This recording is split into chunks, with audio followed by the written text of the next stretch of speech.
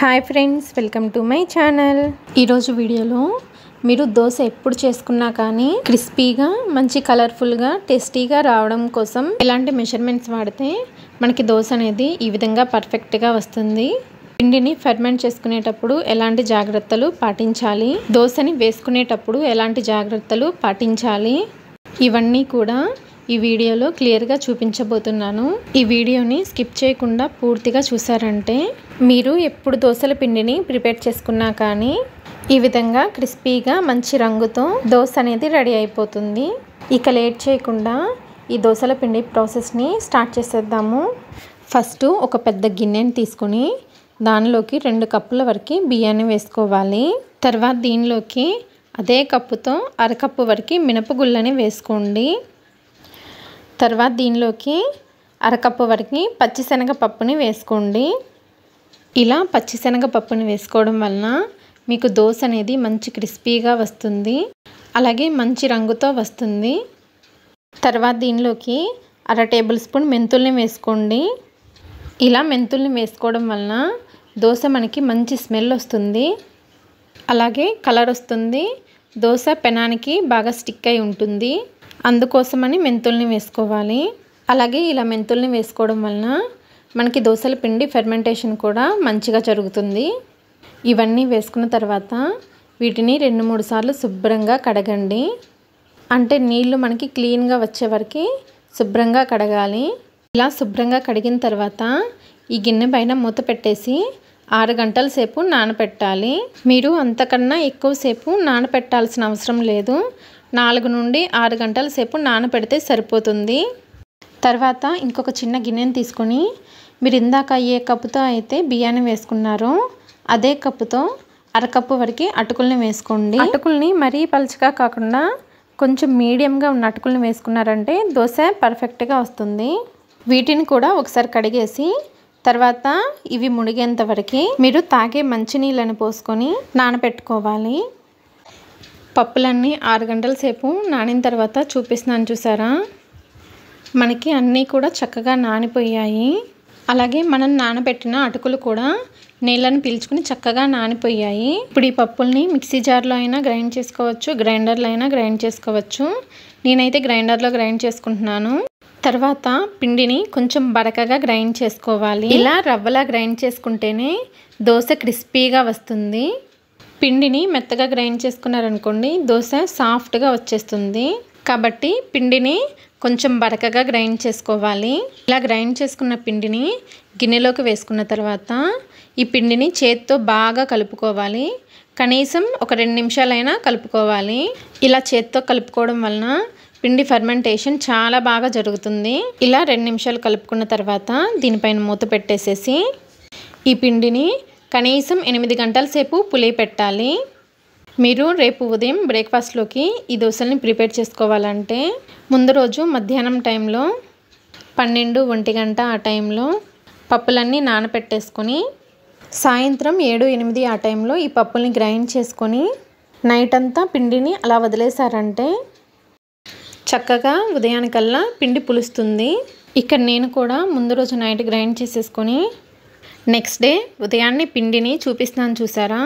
పిండి చూసారా చక్కగా పొంగింది. ఇప్పుడు వర్షాకాలం కదండి, అందుకని ఇలా పిండి పొంగింది. ఇదే సమ్మర్ అనుకోండి ఇంకా ఎక్కువగా పిండి పొంగి బయటకు వచ్చేస్తుంది. ఇలా పులిసిన పిండిని ఎలా పడితే అలా కలపకుండా ఒకే డైరెక్షన్లో నెమ్మదిగా కలుపుకోండి. పిండిని ఎలా పడితే అలా కలిపారంటే దోశ గట్టిగా వచ్చేస్తుంది. కాబట్టి నెమ్మదిగా పిండిని ఒకే డైరెక్షన్లో కలుపుకోండి. ఇలా కలుపుకున్న తర్వాత ఈ పిండిలోకి రుచికి తగినంత ఉప్పును వేసుకోండి. తర్వాత దీనిలోకి దోశ అనేది మంచి రంగులో రావడం కోసం 1/2 టీ స్పూన్ వరకు చక్కెరని వేసుకోండి. హోటల్స్లో ఖచ్చితంగా ఇలా చక్కెరని వేస్తారు.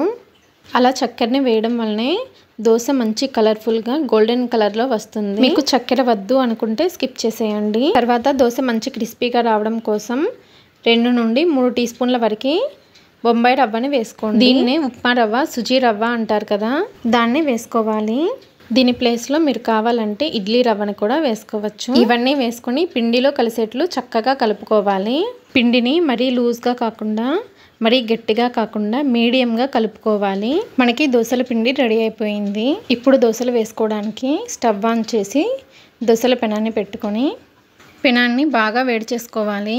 పెనం బాగా వేడైన తర్వాత మంటని హై ఫ్లేమ్లోనే ఉంచుకొని దీని మీద ఇలా కొద్దిగా నీళ్ళని చిలకరించుకొని టిష్యూ పేపర్తో కానీ కాటన్ క్లాత్తో కానీ క్లీన్ చేసేయండి. ఇలా చేశారంటే ఆల్రెడీ వేడైన పెనం కొంచెం వేడి తగ్గి పెనమంతా కూడా ఒకే వేడిలో వస్తుంది. కాబట్టి ఇలా ఖచ్చితంగా చేసుకోవాలి. ఇలా చేసిన తర్వాత ఇప్పుడు మంటని లో ఫ్లేమ్లో పెట్టుకోండి. మంటని లో ఫ్లేమ్లో పెట్టుకున్న తర్వాత ఇలా మనం ప్రిపేర్ చేసుకున్న పిండిని 1 నుండి 2 గరిటెల వరకు వేసుకొని ఎంత వీలైతే అంత పలచగా దోసని స్ప్రెడ్ చేసుకోండి. మీరు ఎంత పలచగా కావాలనుకుంటే అంత పలచగా వేసుకోవచ్చు దోసని. దోస చూసారు కదా, చక్కగా పలచగా స్ప్రెడ్ అయిపోయింది. ఇలా దోసని వేసినంతసేపు మాత్రమే మంటని లో ఫ్లేమ్లో పెట్టుకోవాలి. దోస వేసిన వెంటనే మంటని మీడియం ఫ్లేమ్లో పెట్టుకొని దోస పైన పచ్చిదనం పోయే వరకు ఉడికించుకోవాలి. ఇలా ఉడికిన తర్వాత ఈ దోస పైన 1 టీ స్పూన్ నూనె కానీ నెయ్యిని కానీ వేసుకోవాలి. తర్వాత ఈ నూనెని దోస అంతా స్పూన్తో స్ప్రెడ్ చేయండి. ఇలా వేసిన తర్వాత ఈ దోసల పెనాన్ని అటు ఇటు తిప్పుకుంటూ దోసని చక్కగా ఈవెన్గా ఒకే విధంగా కాలేట్టు కాల్చుకోవాలి. ఇంట్లో గ్యాస్ పొయ్యి మీద అంత పెద్ద ఫ్లేమ్ రాదు కదా, అందుకోసమని పెనాన్ని అటు ఇటు తిప్పుతూ దోసని కాల్చుకున్నారంటే అన్ని వైపులా దోస ఇలా ఎర్రగా కాలుతుంది. పెనాన్ని అడ్జస్ట్ చేసుకోకుండా అలానే వదిలేశారంటే దోస మధ్యలో మాడిపోతుంది. ఈ దోస అంచులంతా తెల్లగా ఉంటుంది, మధ్యలో మెత్తగా ఉంటుంది. దోస అంతా చక్కగా ఇలా కాలిన తర్వాత ఈ దోసని మీకు నచ్చిన షేప్లో ఫోల్డ్ చేసేసుకోవడమే. దోస చూసారా ఎంత పర్ఫెక్ట్గా వచ్చిందో. దోస మంచి రంగు రుచితో కరకరలాడుతూ ఉంటుంది. ఇలా మీకు ఎన్ని దోసలు కావాలంటే అన్ని దోసలు వేసుకొని మీకు నచ్చిన చట్నీతో ఈ దోసని సర్వ్ చేసుకోండి. నేనైతే దోసని ఆనియన్ చట్నీతో పల్లీ చట్నీతో సర్వ్ చేసుకుంటున్నాను. మీరు కూడా తప్పకుండా ఒక్కసారైనా ఈ దోసల పిండిని ప్రిపేర్ చేసుకుని ట్రై చేయండి. మీకు ఖచ్చితంగా హోటల్ టేస్ట్తో ఇంట్లోనే దోస రెడీ అయిపోతుంది. ఇంకెందుకండి లేటు, తప్పకుండా ఈ దోస బ్యాటర్ని ప్రిపేర్ చేసుకొని మీరు కూడా ట్రై చేసి మీకు ఈ దోస ఎలా వచ్చిందో మీ ఫీడ్బ్యాక్ని నాతో షేర్ చేయండి. ఈ వీడియో కనుక మీకు నచ్చినట్లయితే నా ఛానల్ని లైక్ చేసి షేర్ చేసి సబ్స్క్రైబ్ చేసుకోండి. అలాగే మీ ఫ్రెండ్స్కి రిలేటివ్స్కి షేర్ చేయండి. Thanks for watching.